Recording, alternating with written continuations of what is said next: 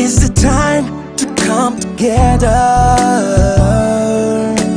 Keep Liberia safe forever. So open up your heart, let the unity begin. Love is all we need to make it stand. Let's cultivate one another, learn to live together as brothers and sisters. Without togetherness, we won't have no peace of mind. Unify and have a peaceful home. Sweet Liberia, land of liberty is our home. Keep it standing. This is the one and only home that we have. Sweet Liberia, this land of liberty is our home. Let us keep it standing. It's the one and only home that we have. Oh, sweet Liberia, love is all we need to make it stand. Unify and have a peaceful home. Change is all we need to make it stand. Let's unify and have a peaceful home. Sweet Liberia, land of liberty is my home. And let us keep it standing. It's the one and only home we have. Say sweet Liberia, this land of liberty is my home. Keep on. Love is all we need to make it stand. This is the time to come together. Keep Liberia safe forever. So open up your heart, let the unity begin. Love is all we need to make it stand.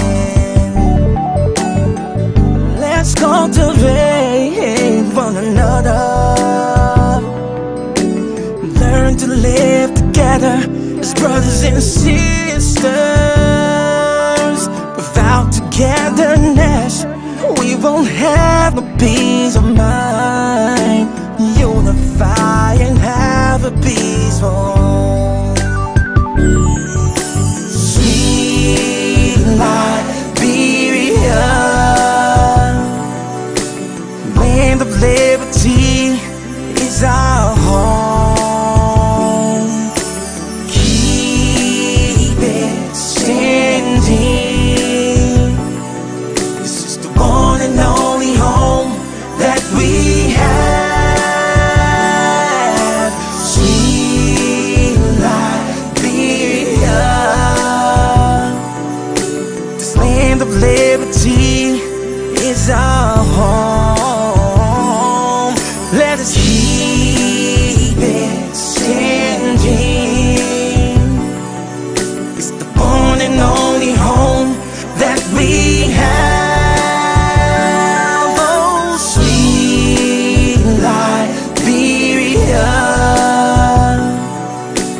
love is all we need to make it stand. Unify and have a peaceful home.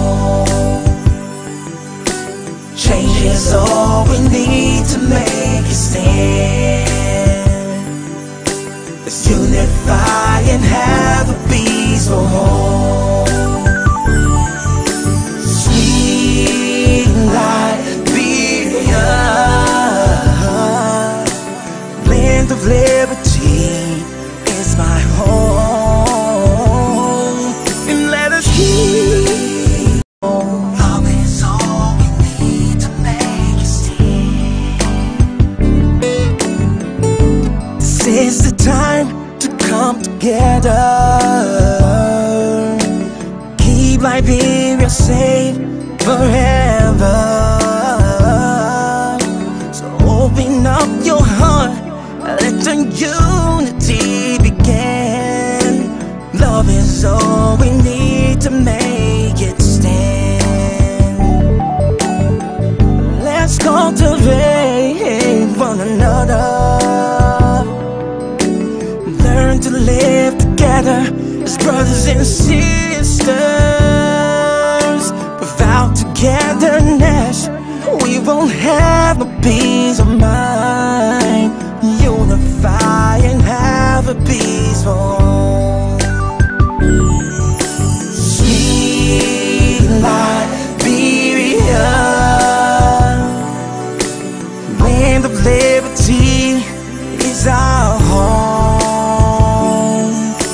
Keep it standing. This is the one and only home that we have. Sweet Liberia, this land of liberty is our home. Let us keep it standing. It's the one and only home that we have. Oh, sweet Liberia, love is all we need to make it stand. Unify and have a peaceful home. Change is all we need to make it stand.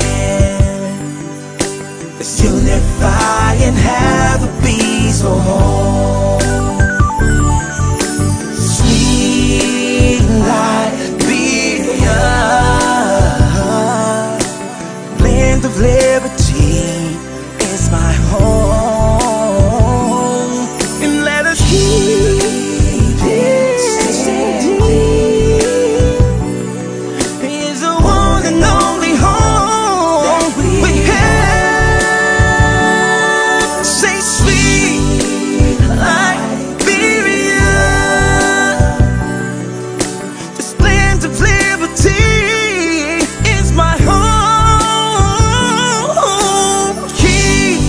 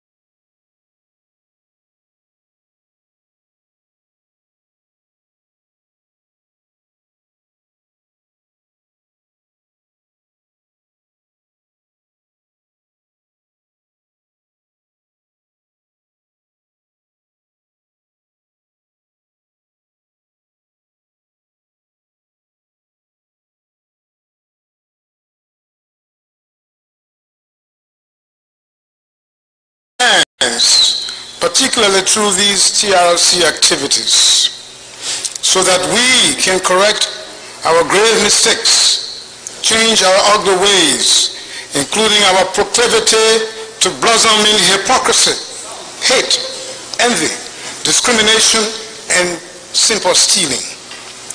We pray that the people and the government will feel sorry for each other, and that after the TRC closes its activities, there will be more peace for Liberia and no reason to engage in another war. God, please give the commissioners and their colleagues at the TRC the wisdom to realize that they are the drivers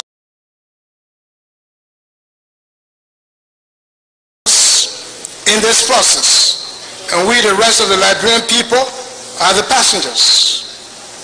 And that though we may not necessarily like each other as individuals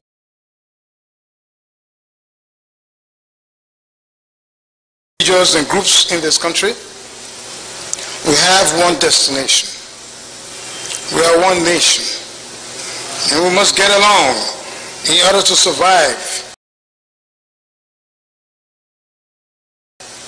and attain prosperity. May Allah bless us and show the way. Amen. Members of the Commission, ladies and gentlemen,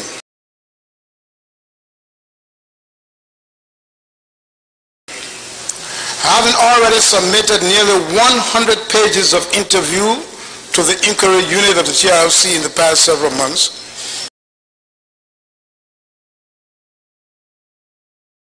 I come here today in response to your invitation to discuss with you, like others have done these few days, about what has happened to our country. We congratulate you, the commissioners,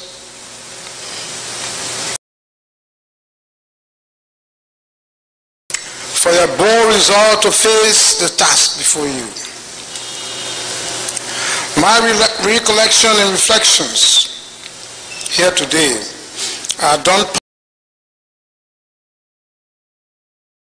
partly within the framework of my humble and very limited academic exposure in Liberian and American universities, through the obtaining of a bachelor degree in economics, a bachelor degree in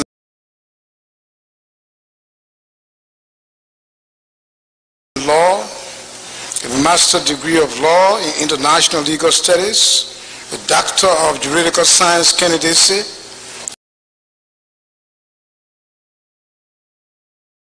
a master's degree in journalism and public affairs, and the pending conferral of a master's degree in international relations. My recollection and reflection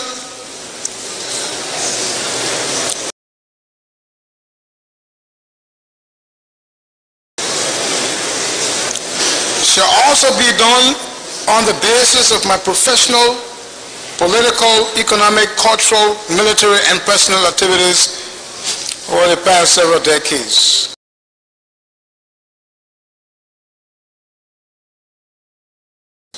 I shall endeavor to share with you the results of my research and analysis of early Liberian history, tracking down the mindset that destroyed us, the sources of our national financial mismanagement, the disrespect, disdain, and exploitation of our labor force, and how we stopped being a nation of self-sufficiency in rice and usher in a population politically imprisoned by rice.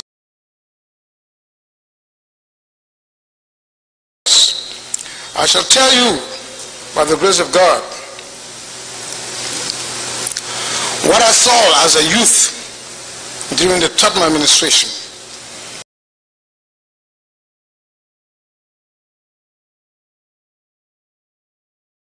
and what I observed and did or did not do during the administration of Presidents William R. Talbot Jr.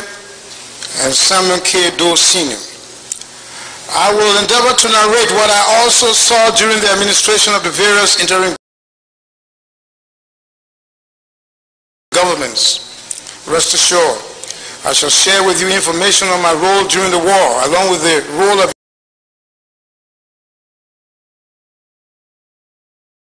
ULIMO, other factions, ECOMOG, the UN missions, specific African and non-African leaders,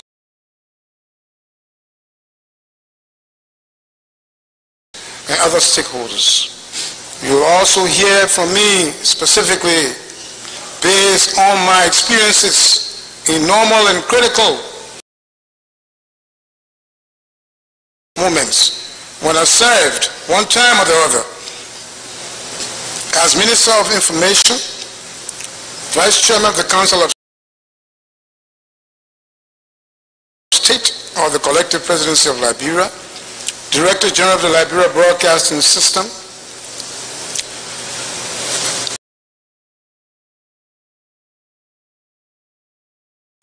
Press Secretary to the Vice President of Liberia, Benny Warner, as Professor of Communication and International Law at the University of Liberia, to the present, in the private sector as Director General of the Liberia Institute for Strategic Studies,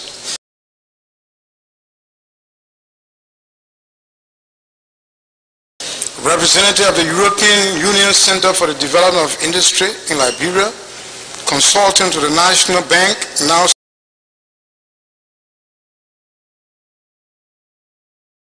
Central Bank, and as a United Nations Development Program consultant during my refugee period in the Republic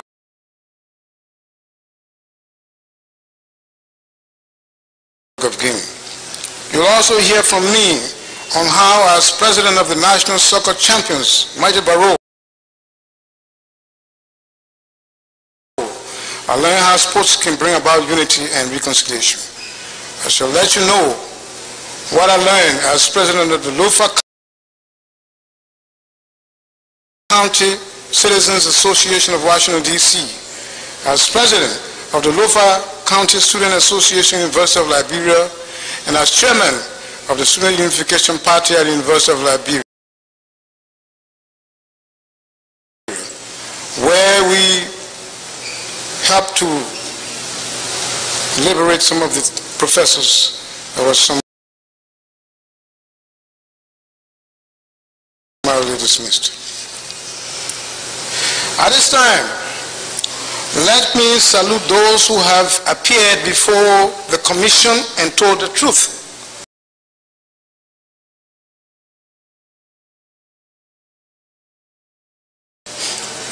In some cases, confessing serious wrongdoing. They have appeared knowing or not knowing the guidance provided by the Constitution of Liberia, as well as the tenets of due process provided for under the principles of international law. Article 21 of the Constitution of Liberia prohibits anyone from furnishing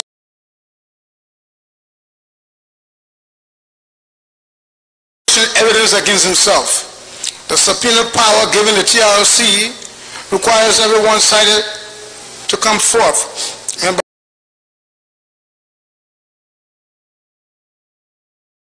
by legal extension refrain from saying anything that is not the truth.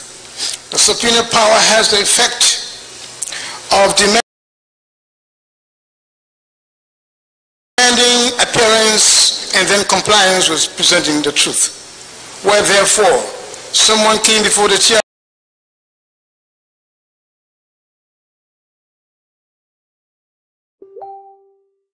and admitted a serious wrongdoing, as in the case of one of the past witnesses, and that individual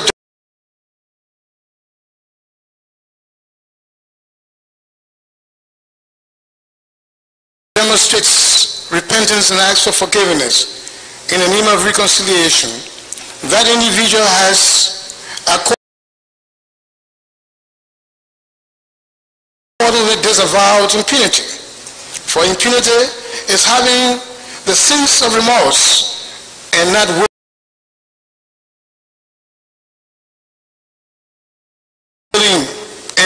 willing to adjust one's life and character. It must be presumed by operation of substantive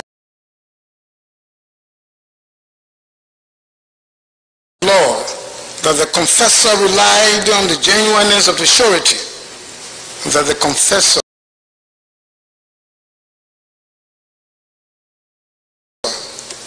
was aimed, confession was aimed at truthful reconciliation and nothing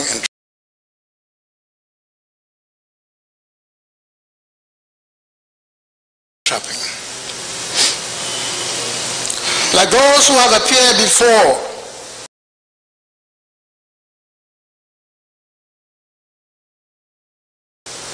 me in recent days, I come here today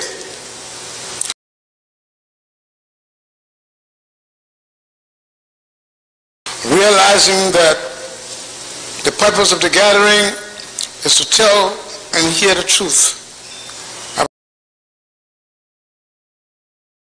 about the events that have given the type of nation state we have today. I recognize the need to honestly evaluate our history, truthfully narrate and present my experiences and my views on what should be the next step in the history of our nation.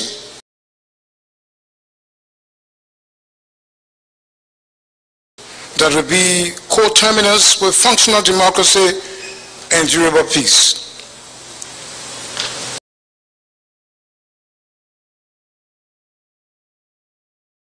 If you hear your name or the name of your family in my presentation in an unfavorable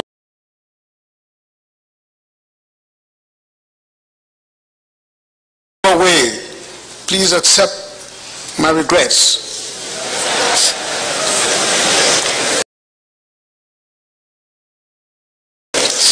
For it is not personal, nor is it based on hate. These are just factual, historical accounts.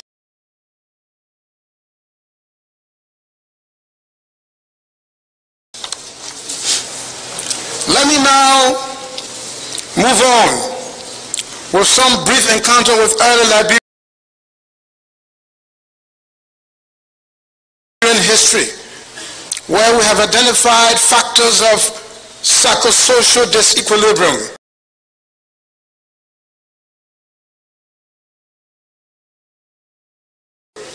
A serious disconnect between the mindset and the society as the most important root cause of the problems Liberia faces today.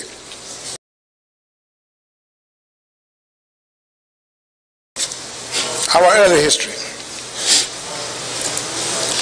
The escape from racial subjugation in the United States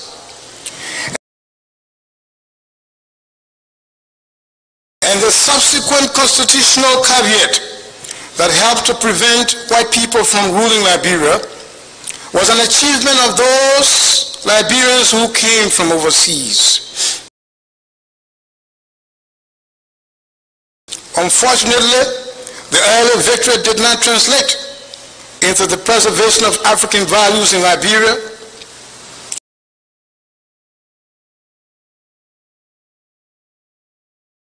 nor did it see the unrestricted application of the tenets of democracy that we should have experienced in the United States. The free black people who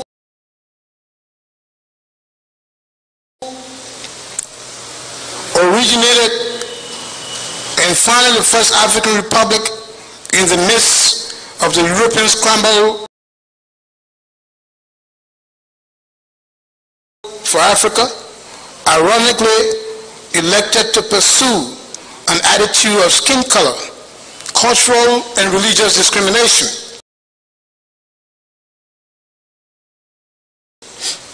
They excluded whites from citizenship, which was understandable under the circumstances. But then confined the benefits of a democratic constitution to only a few.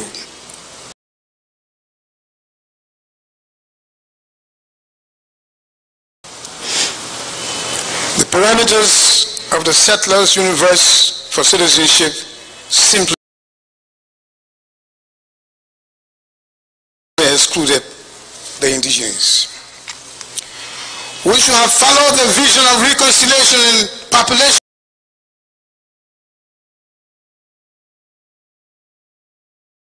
integration propounded by founding fathers like King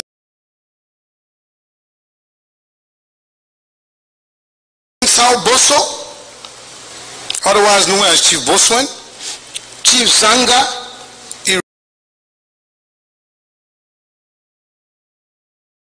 erroneously called Chief Bob Gray, Edward Wilmer Blyden, and Benjamin J.K. Anderson.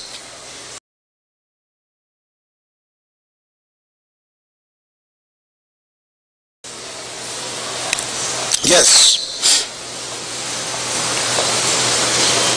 Firestone, for example, in Liberia, could have been a robust base for transforming our land, our indigenous manpower, into skilled participants of manufacturing.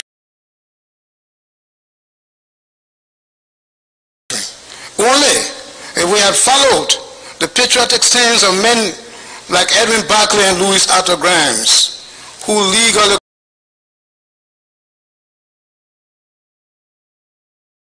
questioned leasing of 1 million acres of Liberian land for the exploitation of cheap raw material and labor without a caveat for the production of rubber products. Sao Boso was leader of the Congo Confederacy, which covered northern and western Liberia before the arrival of the settlers.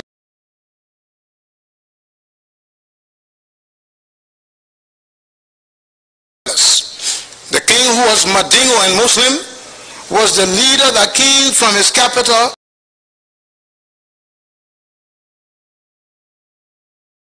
of Bopolu to Monrovia to reconcile the settlers and the indigenes in the area, telling them to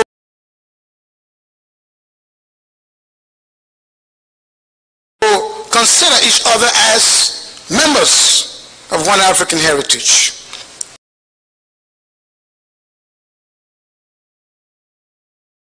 Sao Boso earlier led a combined army of Mandingo, Loma, and Bandi warriors from Upper Lofa to establish a safe security corridor for traders and travelers along the highway between Lofa and the coastal areas by way of present-day Bapolu County. When the Truth and Reconciliation Conference was held in what is today Town in Monrovia, dealing with the conflict between the settlers and the Day Bassa people, the various representatives, no doubt, drew on the moral teachings of their religious background. Sao Boso, being a Muslim, the settlers being Christians, and the Mamba and Bassa people belonging to the African spiritual religion. At that conference, a convergence of the principles of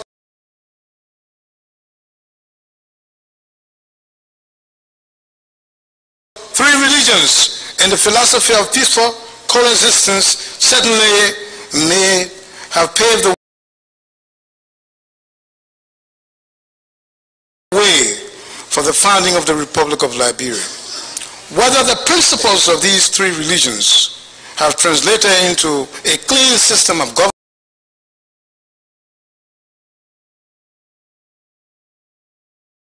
citizens with equal rights can be determined by our presence here today. Sao Boso's ability to put together a confederate type administration of autonomous chieftaincies spanning the vast territory from the then Tuman River to the coast, from the Lofa River in the west to the Simpoa River in the east, show that it was possible for mutual respect and cooperation to exist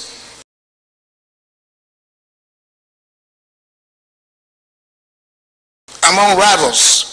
Sao Boso brought together his rivals in one administration, including Chief Zuro of RAMAH, who is the grandfather of the late Senator Bodo Barkley of Bon County. The accomplishments and peace efforts of the king were distinctly recognized only 150 years later, when a descendant of the settlers, President William R. Tolbert Jr., renamed Front Street in Monrovia as King Sao Boso Street.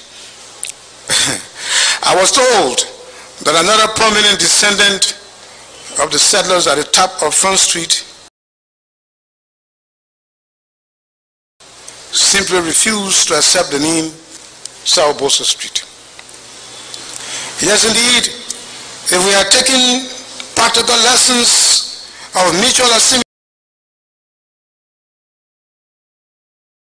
from the Bassa Chief Zanga, who preached the ideals of unity and integration between the settlers and the indigenes, we would have had a different Liberia today.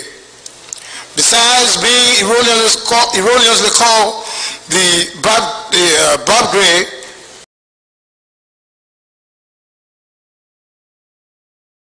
by the settlers, he was disrespected in some history books in which he was illustrated carrying a bucket of water on his head, though he was being referred to as chief of the Bassa people. Our chiefs don't tote buckets on their heads.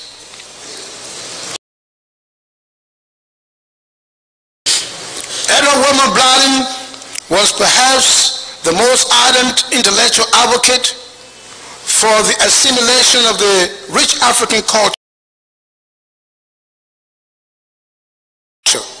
among the settlers. He traveled widely and wrote profusely about the virtues and advantages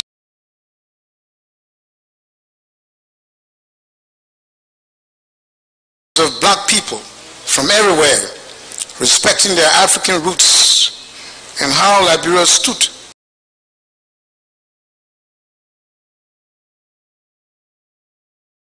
to be a great nation if its leaders will listen.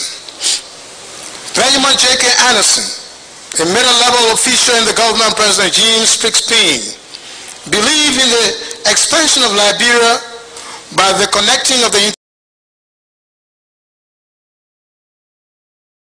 interior people with the coastal settlers. With guidance from King Sao Boso's son, Sao Mamalu, B.J.K. Anderson traveled to the western Mandingos in Musadu when the Mandingo chief Vabulai Dole expressed enthusiasm in becoming part of the emerging Liberia. Anderson was indeed embarrassed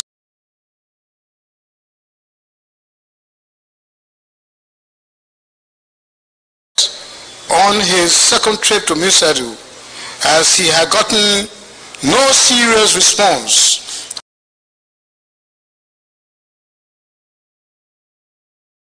from the administration of President Payne in Monrovia about the message of interior integration.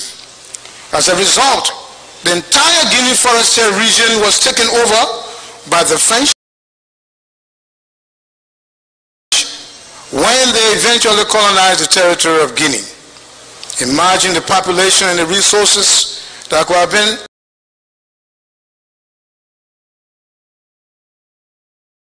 added to Liberia then, not speaking of the expanded territory. In yet another historical development,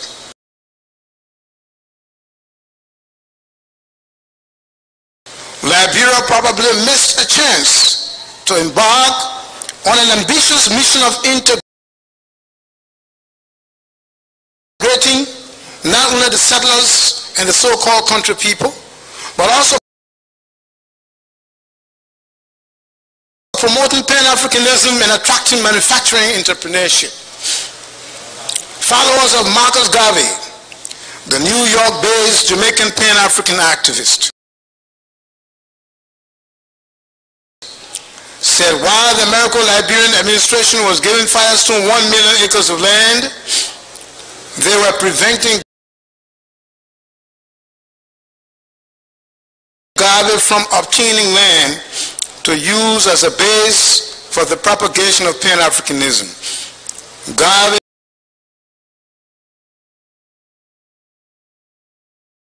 founded the 1916 United Negro Improvement Association, UNIA, that canvassed for massive migration of blacks back to Africa as part of the process of liberating the continent from colonial hold.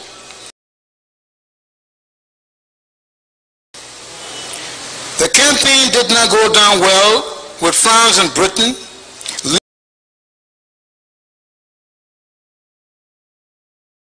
leading to their complaint to the United States and the Liberian governments.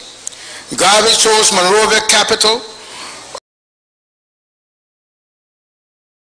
of the continent's only republic in 1920 as the ideal place for Union headquarters. He was preparing to carry at least 25,000 members of his organization, mostly black Americans. Garvey told the Liberian government he would raise up to $2 million to liquidate the country's troubling debt to the West. In exchange for the establishment of the Union base, the government of President Charles D.B. King banned Garvey from coming to Liberia, accusing the Union of preaching racial hatred. Marcus Garvey in turn accused the American-Liberian leadership of treating the majority indigenous population as slaves on their own soil. Recognition of the interior population.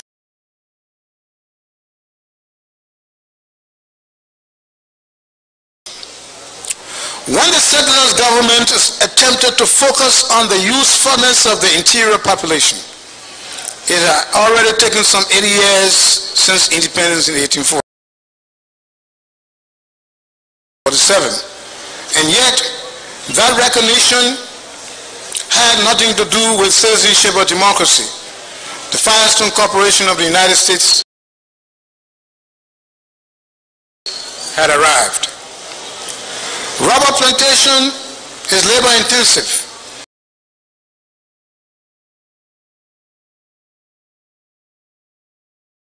And if the cost of the workforce is cheap, that's a core motive for the choice of the investor who goes to a developing country. With the right and privilege to cultivate up to 1 million acres anywhere in a country, the concessionaire had to have worries about the problems of finding, recruiting labor, and then deal with the rights of the inhabitants of the land that is to be cultivated.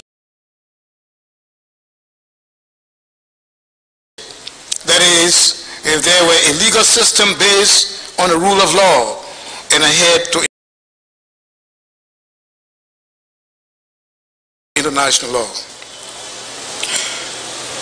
The labor requirement of Firestone and later the scandalous Fernando Po labor contract laid at the bottom of the new interest to the interior population.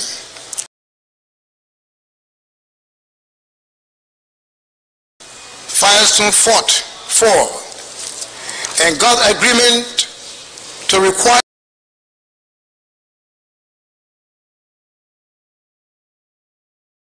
the Liberian government to encourage, support, and assist the company to secure and maintain an adequate labor supply. The Liberian government appeared confident in executing this phase of the contract, relying on the indigenous population.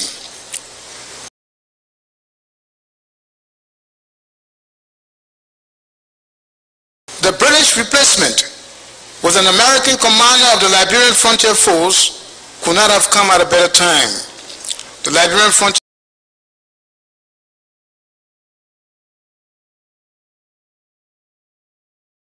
Force, which is the National Army of Liberia, was unsparingly used to not only quell ethnic uprising under the British commander, Major Cradle, but was also used to exact taxes out of the rural population. The new American commander had proven he could mimic his British predecessor in wielding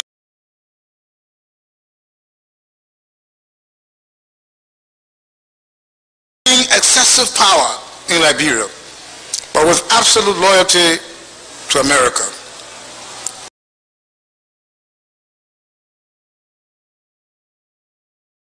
Besides using the LFF, the previous administration of President Arthur Barclay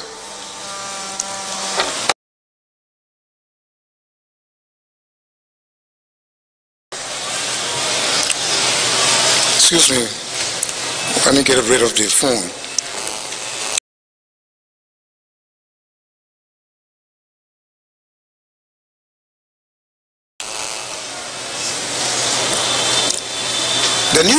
The new American commander had proven he could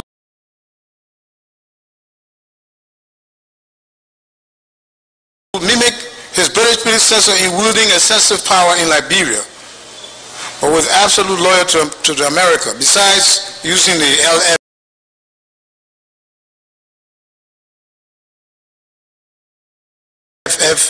The previous administration of President Arthur Barclay already had a recruitment system in place. Despite the armed conflicts between the government and the indigenes,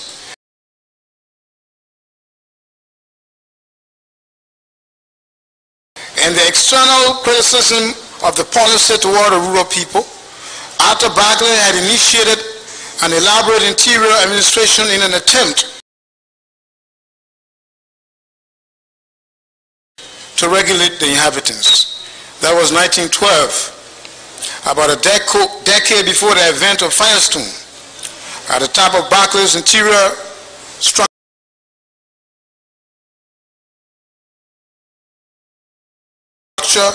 was the district commissioner, who was officially responsible to maintain law and order and protect the chiefs against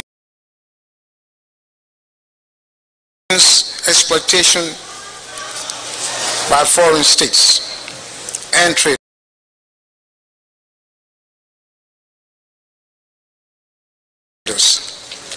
The commissioners entrusted in the two were supposed to encourage farming,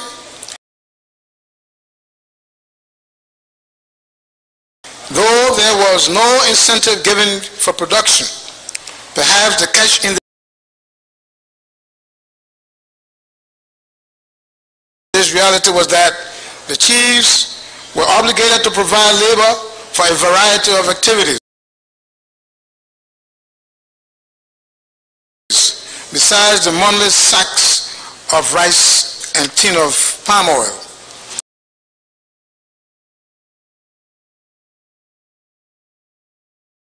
that had to be given the commissioner, a direct representative of the president of Liberia.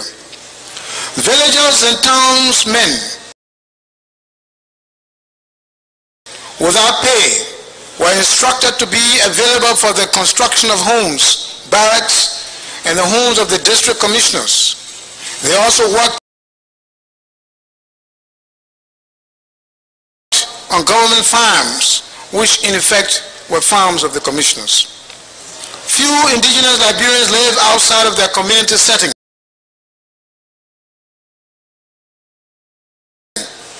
Besides the coastal tribes, some of whose members have become career seafarers,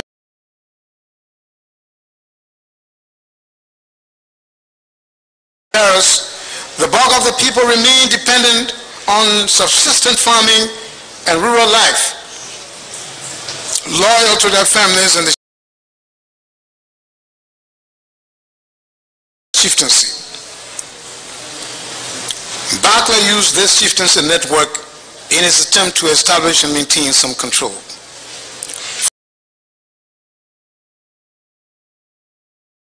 Fires soon began with government guidance and active cooperation, dealing with the powerful chiefs who were reluctant